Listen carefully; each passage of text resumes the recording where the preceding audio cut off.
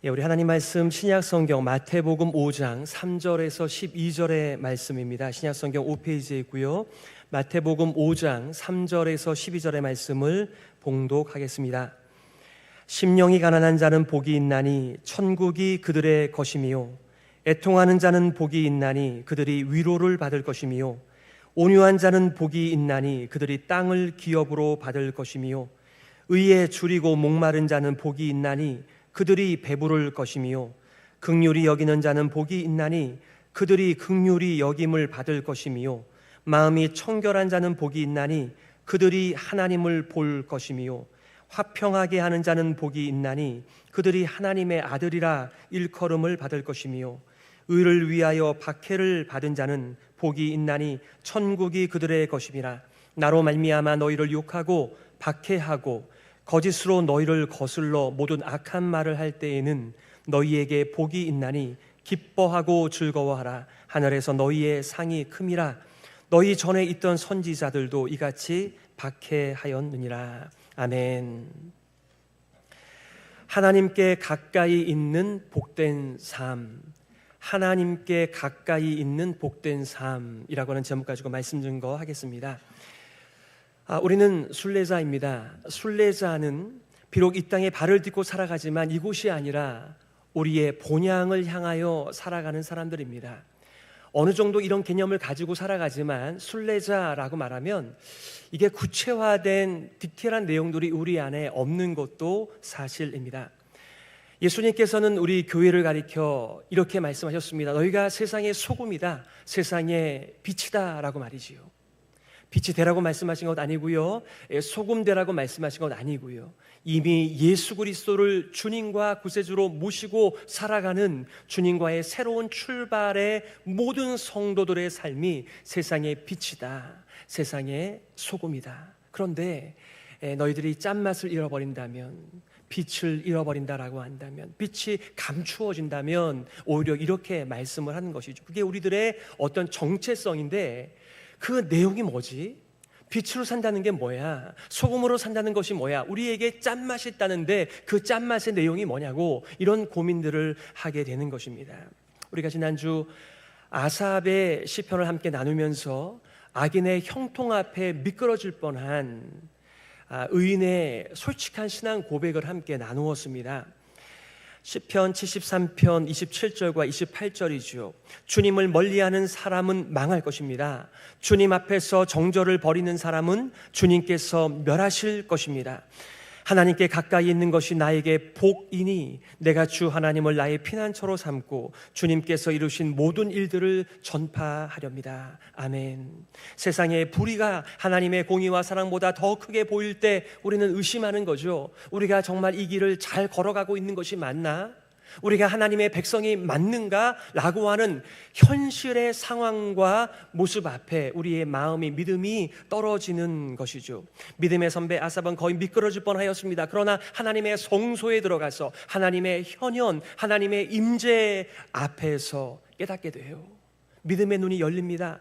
보이며 들리는 세상이 전부가 아니라 그 이후의 삶을 믿음으로 보게 된 것이죠.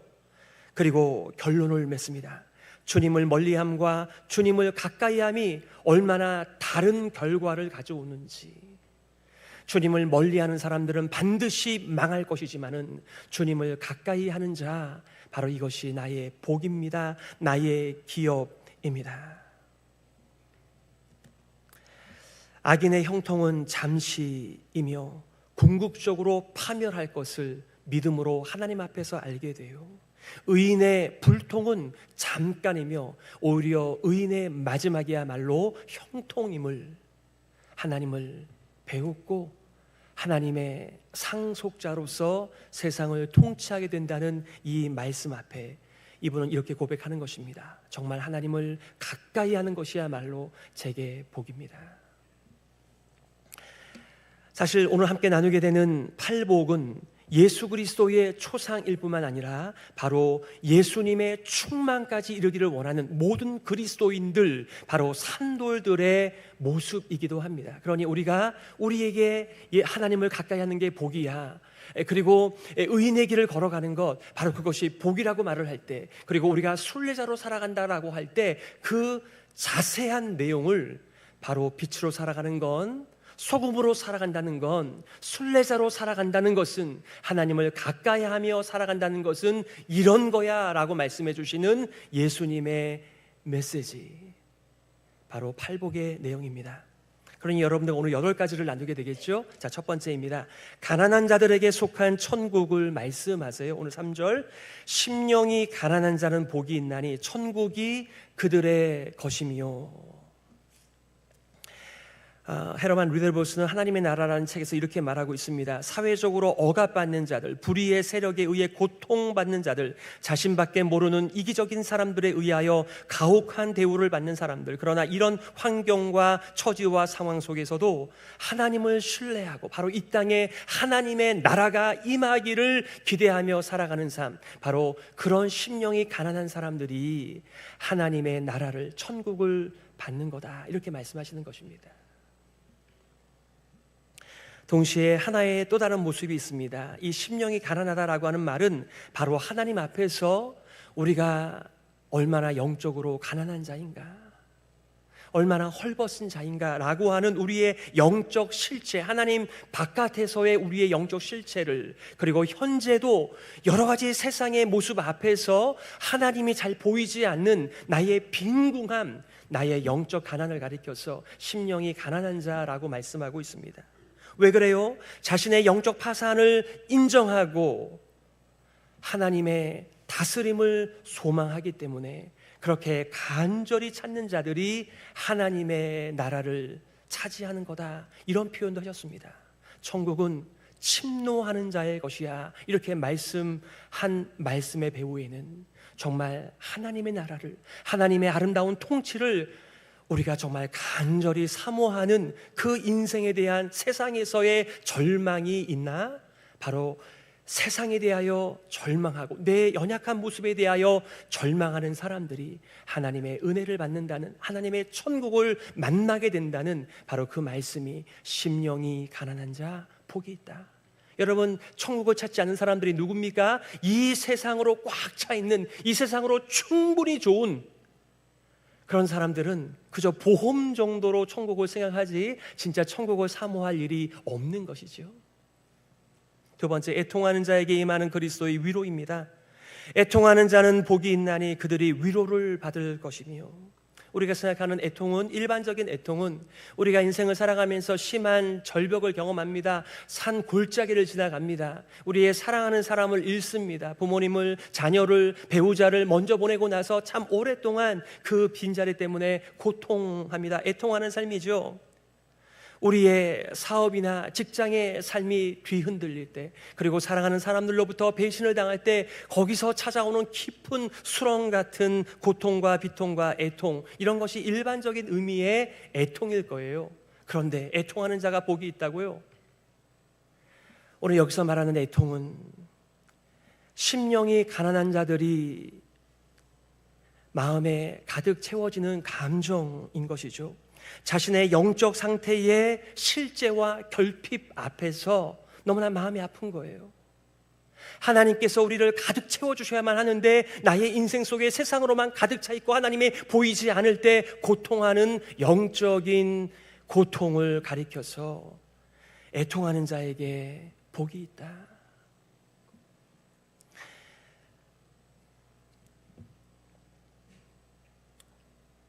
우리는 예수님으로 말미암아 우리 죄의 문제를 해결하였습니다. 그럼에도 불구하고 우리는 여전히 죄 가운데 살아갑니다. 죄의 그 끈질김, 죄의 유혹, 죄의 파괴력, 죄의 결과가 얼마나 대단한지 우리는 그 죄가 망가뜨려 놓은 깨어진 세상 앞에서 마음이 아픈 것이죠. 나는 이제 예수님을 믿고 예수님의 인도와 하나님의 통치 가운데 살아가지만 여전히 죄의 종으로 살아가는, 죄에 매여 비참한 인생을 살아가는 사람을 보면서 마음이 아픈 것이지요.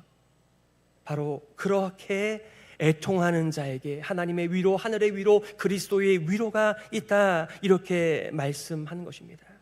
혹시 여러분 자신의 돌이킬 수 없는 죄 때문에, 여러분의 인생을 망가뜨려 놓은 죄 때문에 울어본 적이 있나요? 후회한 적이 있나요? 동시에 여전히 죄에 사로잡혀 인생을 살아가는 그 구차한 인생들 앞에 긍휼을, 또 아픈 마음을 가져본 적이 있으신가요? 아니, 목사님, 내 인생만으로도 충분히 버거운데 다른 사람의 애통까지, 그 사람의 환경과 처지까지 제가 헤아릴 수 있겠습니까? 세 번째, 온유한 자에게 임하는 기업입니다. 5절, 온유한 자는 복이 있나니 그들이 땅을 기업으로 받을 것이며. 여러분, 오늘날 온유한 사람은 땅을 차지할 수가 없습니다. 이기적이어야 되고요, 자기 힘을 많이 발휘해야 되고요, 욕심을 내야 땅을 차지할 수 있습니다. 그런데 여기서 말하는 땅은 그냥 땅이 아니라 기업입니다. 자신의 인생의 원천, 삶의 원천입니다. 그리고 세상을 통치하는 것이죠. 누가 세상을 다스리며 우리의 기업에서 계속해서 공급을 받으며 살아갈 것인가? 온유한 자라고 말합니다.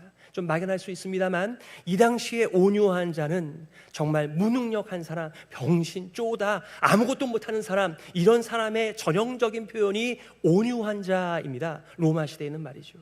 그러니까 오늘날 우리 동양 미덕의 사회 속에서는 온유함이 우리의 덕일 수 있으나 로마 사회에서는 온유한 자, 바보같이 살라는 말입니다. 그런데 온유한 자가 복이 있다고요? 심지어 예수님께서는 나는 온유하고 겸손하니 내게 와서 배우라. 예수 그리스도를 예언한 이사야 선지자는 그를 향하여 이렇게 표현하였습니다. 그가 곤욕을 당하여 괴로울 때에도 그 이의 입을 열지 아니하였으며 마치 도수장으로 끌려가는 어린 양과 털 깎는 자 앞에서 잠잠한 양같이 그의 입을 열지 아니하였도다. 아무리 힘이 없어도 입이라도 벌릴 수 있는 것이 우리 인생 아닌가요? 그런데 하나님의 아들이요 강력한, 지금이라도 천군 천사를 동원하실 수 있는 그 하나님 그리스도께서 왜 아무런 입을 열지 않고 모든 것들을 당하고 계실까요? 연속되는 고난의 대열 속에 손가락질과 조롱과 침뱉음과 철장 안에 짐승 취급을 당하며 채찍과 가시, 면류관과 목과 창을 그냥 다 받으셨습니다. 예수님의 온유한 모습입니다. 오늘날 우리처럼 힘이 없기 때문에 어쩔 수 없이 당하는 것을 온유라고 말하지 않고요, 얼마든지 힘이 있으나 하나님의 뜻을 이루기 위하여 잠잠한 삶, 온유한 삶이라고 말합니다. 바로 그러한 자가 정말 세상을 통치하게 될 거야. 땅을 기업으로 받게 된다, 이렇게 말하는 것이죠. 네 번째, 의에 줄이고 목마른 자를 배부르게 하시는 그리스도이십니다. 6절, 의에 줄이고 목마른 자는 복이 있나니 그들이 배부를 것이며. 여러분, 많은 사람들이 자신의 의를 가지고 하나님 앞에 나옵니다. 인간의 의입니다. 성경은 인간의 의를 가리켜서 이렇게 말합니다. 무릇 우리는 다 부정한 자 같아서 우리의 의는 다 더러운 옷 같으며 우리는 다 잎사귀같이 시들므로 우리의 죄악이 바람같이 우리를 몰아가나이다. 아담과 하와는 하나님을 대적하고 범죄하여 제일 먼저 나무의 잎사귀로 자신의 수치를 가립니다. 그런데 우리 인간의 의가 하나님 앞에서 이러한 모양새라는 것이죠. 자신의 부끄러움을 가리려고 나름대로 훈장과 트로피와 의를 추구하지만은 그러한 인간의 의를 가지고는 하나님의 완전한 의 앞에서 아무것도 할 수 없는 우리의 존재됨. 그래서요, 우리의 실체를 알면, 심령이 가난해지면, 그것 때문에 우리 마음이 애통이 찾아오면 우리는 하나님의 의에 줄이고 목이 마른 것이지요. 하나님께서는 우리에게 그 의를 만들라고 하지 않으시고 바로 하나님 당신께서 친히 완전한 의를 우리들에게 트랜스퍼 하셨습니다. 그 유명한 더블 엑스체인지입니다. 우리의 더러운 죄, 붉은 죄를 예수 그리스도께서 다 가져가시고 그것으로 끝나는 것이 아니라 예수 그리스도의 완전한 하나님 앞에서의 순종과 의를 우리한테 넣어주셨습니다. 어느 누구도 자신의 의를 가지고 하나님 앞에 설 수 있는 사람이 아무도 없어요. 다 더러운 옷 같습니다. 로마서에서 바울은 우리가 하나님의 의를 몰랐을 때 자기의 의를 세우려고 오히려 하나님의 의에 복종하지 않았다, 이렇게 말하였습니다. 그런데 우리가 예수님을 만나고 이제는 예수 그리스도의 완전한 의를 가지고 하나님 앞에 나가는 의에 줄이고 의에 목마른 사람, 바로 그리스도 예수의 의로 배가 부르게 된다는 복된 삶이라고 말하였습니다. 다섯 번째, 긍휼히 여기는 자를 불쌍히 여기시는 하나님이십니다. 오늘 7절에 긍휼히 여기는 자는 복이 있나니 그들이 긍휼히 여김을 받을 것이며, 칼빈은 이렇게 얘기하더군요. 인간의 생각과 정면으로 반대되는 역설이다. 왜 그랬을까요? 우리 인간이 추구하는 것은, 인간이 간절히 바라는 것은 아름다운 것을 보기 원합니다. 좋은 것만 보고 평화롭게 동화처럼 사는 것이 행복이지, 어떻게 자신의 고통과 불행을 넘어 다른 사람의 끔찍한 고통까지 끌어들여 함께 아프고 고통하는 것이 행복일 수 있나?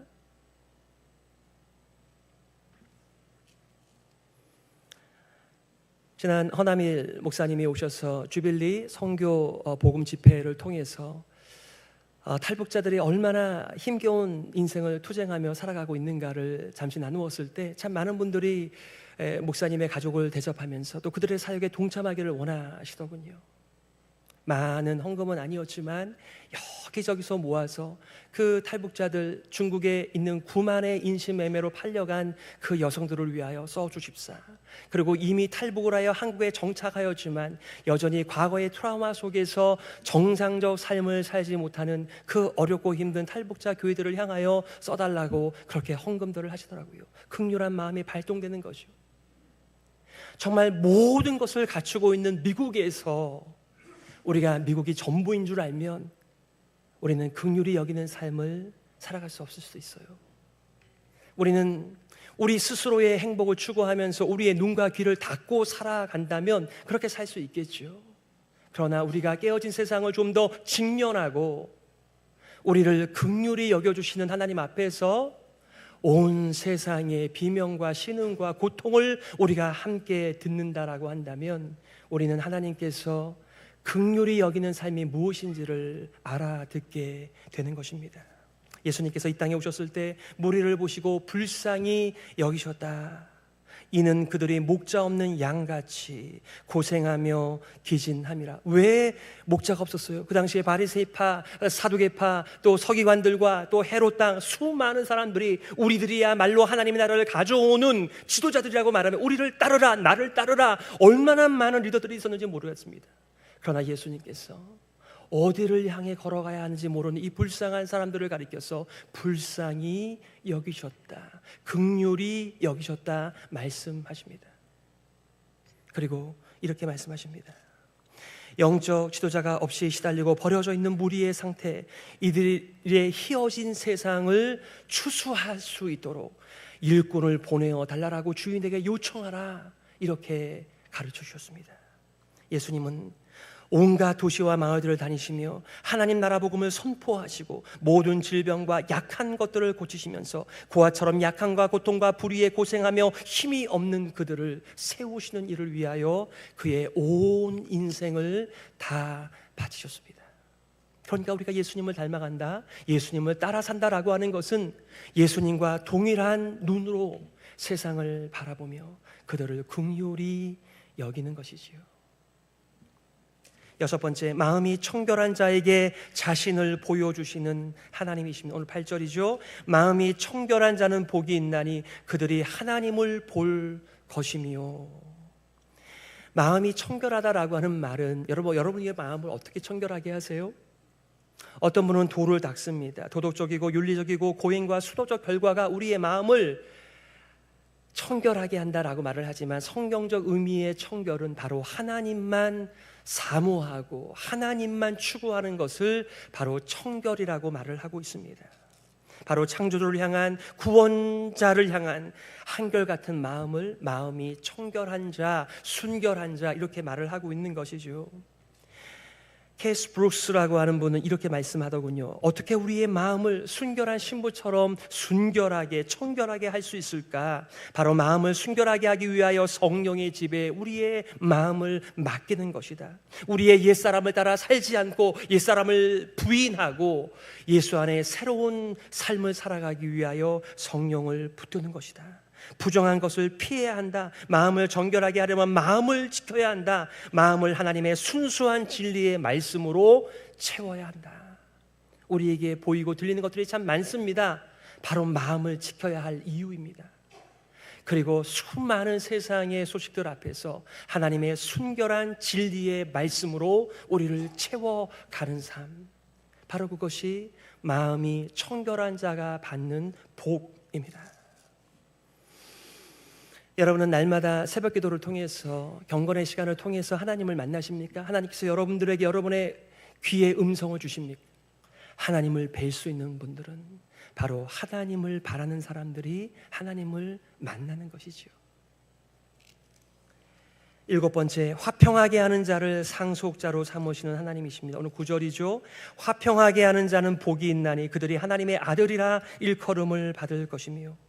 성 프란치스코의 그 기도가 얼마나 유명합니까? 주님, 나를 평화의 도구로 써주시옵소서. 미움이 있는 곳에 사랑을, 다툼이 있는 곳에 용서를, 분열이 있는 곳에 일치를, 의혹이 있는 곳에 믿음을 허락하여 주옵소서. 그리스도께서 자신의 십자가, 자신의 육체를 통하여, 십자가 희생을 통하여 그 이루신 일들이 화목해하는 일이었습니다. 유대인과 이방인, 물과 기름 같은 존재들이었습니다만 바로 예수 그리스도로 말미암아 그 막힌 담을 허물어 주시고 이제는 유대인도 아니고 이방인도 아닌 예수 그리스도의 그늘 아래 살아가는 새로운 백성을 불러 모으신 그분의 별명은 평화의 왕이십니다. 우리 많이 찬양하였습니다. 주는 평화, 막힌 담을 모두 허셨네. 주는 평화, 우리의 평화, 염려 다 맡기라. 주가 돌보시니 주는 평화, 우리의 평화, 우리의 평화. 우리가 순례자로 살아간다는 것, 우리가 하나님을 가까이 하며 살아간다는 것, 우리가 빛과 소금으로 세상에서 살아간다는 말의 의미는 바로 이러한 내용들입니다. 마지막 8번째, 의를 위하여 박해를 받는 자들에게 주시는 천국입니다. 10절, 의를 위하여 박해를 받는 자들은 복이 있나니 천국이 그들의 것임이라. 하나님께 헌신하고 충성하기 때문에, 하나님을 바라기 때문에 받는 온갖 종류의 안팎의 박해를 받는 너희는 복이 있구나. 그 박해로 인하여 너희는 하나님 나라에 더 깊이 있게 들어가는구나. 바람이 없을 때는 내가 누구에게 소속되는지 잘 몰랐습니다. 하지만 바람이 있고 밖에 앞에서 자신의 정체성이 선명하게 되면서 정말 내가 하나님의 백성이 맞구나, 하나님의 자녀가 맞구나, 하나님께 속한 자가 맞구나 알게 되는 은혜를 말하고 있는 것입니다. 의를 위하여를 예수님께서는 바로 자기 자신에게 적용을 하세요. 바로 11절이죠. 나로 말미암아 너희를 욕하고 박해하고 거짓으로 너희를 거슬러 모든 악한 말을 할 때에는 너희에게 복이 있나니 기뻐하고 즐거워하라. 하늘에서 너희의 상이 큼이라. 너희 전에 있던 선지자들도 이같이 박해하였느니라. 고난이야말로 참된 제자도의 토큰 증표입니다. 그리스도를 따른다라고 하는 것은 이 세상을 거슬러 올라가는 일입니다. 세상과 똑같은 생각을 내려두고 하나님의 생각으로 우리의 가치관을 바꾸는 일이기에 그것 자체도 고난입니다. 세상과 예수님께서 본질적으로 서로 대적하시기에 세상은 예수님을 배척했고 우리가 예수님의 길로 걸어간다면 역시 우리도 그와 같은 종류의 배척을 받게 되니 너가 예수께 속한 일로 인하여 기뻐하라, 이런 말씀이에요. 아니, 박해받는 것, 악한 말을 당하는 것, 수치를 당하는 것 누가 좋아하겠어요? 하지만 그 일로 말미암아 나의 정체성, 내가 예수님께 속해 있구나, 예수님 안에서 살아가는구나, 그 증거가 되기 때문에 그것을 기뻐하라라고 하는 말씀입니다. 말씀을 정리하면서 마태복음 5장 13절 14절 바로 팔복의 특징, 소금과 빛입니다. 너희는 세상의 소금이니 소금이 만일 그 맛을 잃으면 무엇으로 짜게 하리요? 후에는 아무 쓸데 없어 다만 밖에 버려져 사람에게 밟힐 뿐이니라. 너희는 세상의 빛이라. 산 위에 있는 동네가 숨겨지지 못할 것이요. 우리를 가리켜 세상의 빛이다, 세상의 소금이다. 하지만 팔복의 삶이 없다면 우리는 맛을 잃어버린 소금이지요. 빛을 숨겨둔 빛이 되는 것이어서 아무런 영향력이 없는 것이죠. 맛이 안 나는 인생이 되는 것이죠. 산상수훈은 하나님 나라 백성의 삶을 잘 보여주고 있습니다. 특별히 팔복은 진정한 그리스도인들의 특징, 빛의 특징, 소금의 특징이기에 바로 이 말씀을 가지고 나와 우리의 삶을 비춰보며 점검하며 도전을 받는 것 너무나 잘하는 일입니다. 하나님의 말씀은 살았고 운동력이 있어 좌우의 날선 어떤 검보다도 예리하여 혼과 영과 관절과 골수를 찔러 쪼개게 할 뿐만 아니라 우리의 마음의 생각과 뜻을 감찰하시느니라. 아멘. 그래서 우리가 새로운 인생을 살아가는 거예요. 여전히 옛사람과 새사람이 우리 안에서 갈등하나 우리는 옛사람을 선택하지 않고 새사람을 선택하는 것은 하나님의 영광의 진리의 광채가 우리 앞에 비춰지기 때문에, 그리고 우리의 모습을 볼 수 있기 때문에 그런 것입니다. 심령이 가난한 사람들은 하나님 앞에서 자신의 영적 가난을 인정하며 하나님의 사랑의 손을 기대합니다. 애통하는 사람들은 자신의 영적 가난을 슬쩍 지나치지 않고 자신의 영적인 빈곤함 때문에 애통하며 눈물을 흘립니다. 온유한 사람들은 자신의 정욕 대신 성령의 인도하심에 사로잡혀 살아갑니다. 의에 줄이고 목마른 사람들은 더러운 옷과 같은 자신의 의와 감투 대신에 온전한 그리스도의 의로 꽉 채워지기를 바라며 살아가는 것이지요. 긍휼히 여기는 사람들은 날마다 하나님의 자비와 긍휼을 먹고 마시면서 사는 사람들입니다. 그리고 다른 사람들을 불쌍히 여기며 살아갑니다. 마음이 청결한 사람들은 세상의 마음이 나뉘어지지 않고 자기의 마음을 지키며 한결같이 하나님을 향하여 일편단심의 삶을 살아가는 거죠. 화평하게 하는 사람들은 깨진 세상에서 평화의 왕 그리스도의 뒤를 쫓으며 살아갑니다. 예수 그리스도께서 자기의 몸을 깨어 화평을 가져오셨던 것처럼 우리도 화목의 대사라고 성경은 말합니다. 의를 위하여 핍박을 받는 사람들은 자신의 잘못과 모자람 때문이 아니라 바로 그리스도를 위하여, 진리를 위하여 고난을 받습니다. 고난은 우리의 정체성을 더 확실하게 드러내기 때문에 그렇습니다. 팔복의 영성이야말로 우리 그리스도인들을 세상에서 특별한 존재로 살아가기에 마카리오스, 복되구나 너가 심령이 가난하니, 복되구나 그 마음이 애통하고 있으니, 복되구나 의에 줄이고 목이 마르니, 복되구나 긍휼한 삶을 살고 있으니, 이러한 말씀입니다. 그러기에 우리는 이 팔복을 나와 우리 자신들에게 질문해 보는 것이죠. 나와 우리는 심령이 가난한 자들인가? 애통하나? 온유한 사람들인가? 의에 줄이고 목이 마른가? 긍휼히 여기는가? 마음이 청결한가? 화평하게 하는가? 의를 위하여 박해를 받는가? 의 곧 예수 그리스도를 위하여 욕을 듣고 사나? 이런 거를 우리가 질문할 때 그 짠맛이 발휘되는 것이지요. 빛이 나는 것이지요. 이 같은 성경적 가치가 우리의 인생의 건축에서 드러나고 있는지를 점검하는 것입니다. 물론 우리 앞에 이런 삶의 간증과 모범이 있다면 이 또한 하나님의 은혜이고 복인 줄 믿습니다. 우리의 부모님들께서, 우리의 영적인 아버지가 되시는 또 이 교회 안의 어르신들이 이러한 모습을 보여주고 있다면 우리는 훨씬 더 따라가는 일이 쉬울 것입니다. 그러나 이런 팔복의 사람들이 잘 보이지 않는다라고 한다면 우리는 많이 헷갈릴 것입니다. 하지만 우리는 사람들과 비교할 것이 아니라 무엇보다 하나님의 진리에 진지하게 나와 우리를 비춰봐야 할 것입니다.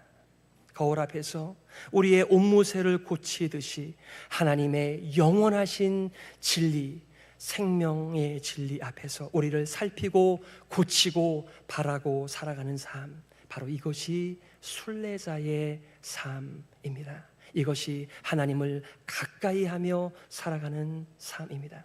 이것이 바로 세상의 빛과 소금으로 살아가는 삶입니다. 하나님께서 우리를 세상의 빛으로, 세상의 소금으로 불러주셨습니다. 제발 짠맛을 잃어버리지 마십시오. 여러분의 빛을 숨겨 놓지 마십시오. 여러분의 남은 인생을 서로 간에 격려하면서 이렇게 순례자로 빛과 소금으로 팔복의 사람으로 살아가는 축복의 사람 되시기를 예수 그리스도의 이름으로 축복합니다. 아멘. 이 시간에 우리가 말씀을 기억하면서 이렇게 기도했으면 좋겠습니다. 하나님 아버지, 우리는 예수 그리스도의 제자입니다. 우리 더 이상 아담의 제자 아닙니다. 이 땅에서 순례자입니다. 땅의 가치가 아닌 하늘의 가치를 따라 살아가게 하여 주옵소서. 우리의 뒤를 쫓아오는 믿음의 후배들과 자녀들을 위하여 성경대로 팔복의 가치로 살아가게 하여 주옵소서. 우리 말씀을 기억하면서요, 함께 기도하며 나아가겠습니다.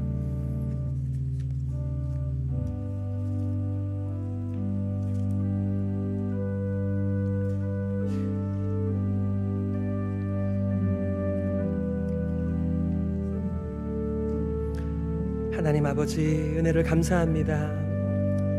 우리를 세상의 한 일부로 봐주지 않으시고 우리를 찾아오시고 불러주시고 하나님의 백성 삼아주시니 감사합니다. 우리가 이 땅에서 순례자입니다. 비록 이 땅의 음식과 의복을 먹으며 문화 속에 살아가지만 우리는 하늘에 속한 자들입니다. 순례자들입니다. 우리는 팔복의 사람들입니다. 하나님, 우리는 세상의 빛이요 세상의 소금입니다. 하나님, 세상과 타협하면서 짠맛을 잃어버리지 않게 하여 주옵소서. 하나님, 이 빛을 숨겨두지 않게 하여 주옵소서. 비록 연약하지만 부족하지만 우리 몸된 교회 그리스도 예수의 제자로 살게 하여 주시옵소서. 하나님 아버지, 은혜를 감사합니다. 우리를 고아처럼 내버려두지 않으시고 우리를 불쌍히 여기셔서 주님의 자녀 삼아주시니 감사합니다. 이제는 우리가 옛사람 쫓아 살아가는 아담의 자녀 아니라 바로 새 사람으로 그리스도 예수를 쫓아 살아가는 예수의 제자들입니다. 하나님, 세상의 빛으로 세상의 소금으로 이 팔복의 사람으로 서로를 격려하면서 선한 삶 끝까지 감당하는 우리 모두가 될 수 있도록 역사하여 주옵소서. 살아계신 예수 그리스도의 이름으로 기도드립니다. 아멘. 우리 일어서셔서 찬송가